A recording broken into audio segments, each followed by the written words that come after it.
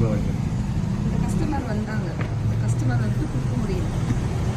ஏன்னா இது மார்க் பண்ணல. நான் சும்மா ஒரு லைட்டாக பார்த்துட்டேன்.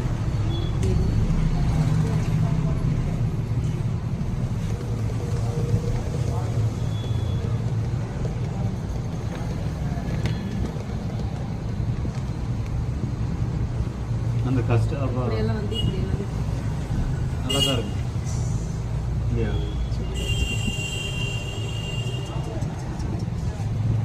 இப்படி வந்து அந்த சுடிதார் இருக்கும். சவுண்டு வந்து சப்போர்ட் பண்ணுங்க. தூரமாக இருக்கு. அதுக்கு வந்து கண்டிப்பாக மைக் வச்சுக்கலாம்.